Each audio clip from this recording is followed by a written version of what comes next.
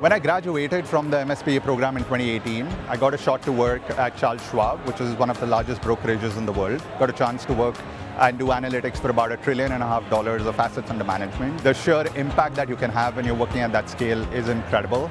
About 5 years ago, someone took a bet on me and hired me at Facebook.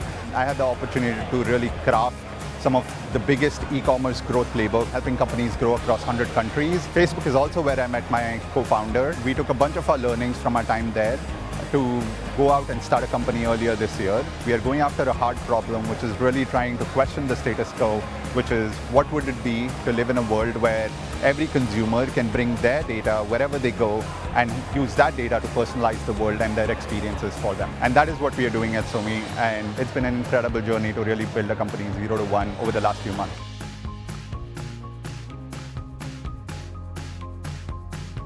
Collaborative leadership is essentially just recognizing that you don't know it all. It's a mechanism of bringing together people around you who make you better. The different and diverse perspectives really help you and enable you as a team and a collective unit to go after some of the hardest problems that you individually potentially couldn't have.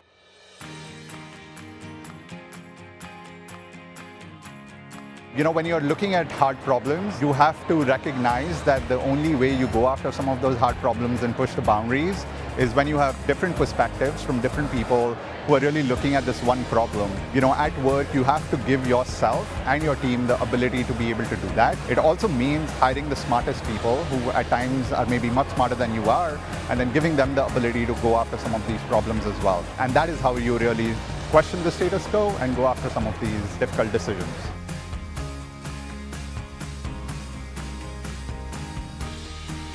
I think we're in one of sort of the most important technological revolutions of our lifetime. The advent of AI could potentially be much bigger than that of what internet was. And I wouldn't consider this as a challenge, but almost, reframe the thinking in terms of this is an opportunity for every single person to really rethink how the world is and how the world will be over a longer period of time.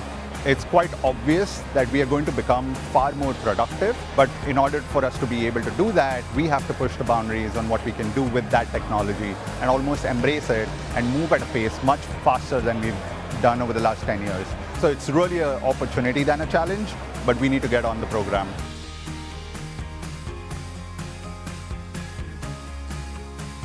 I would shortchange the experience if I said it was just one professor that really had an impact on me. I think the complete faculty is really built around making you a better version of yourself. So if it was Professor Mehul, who really helped me think about statistics in a different way, or Andy Barkett, who really made me come out of my shell and learn programming and think about big data in a very different way. I think a lot of professors have had a profound impact on me and who I am today. And it's truly about the collective as compared to just one of them.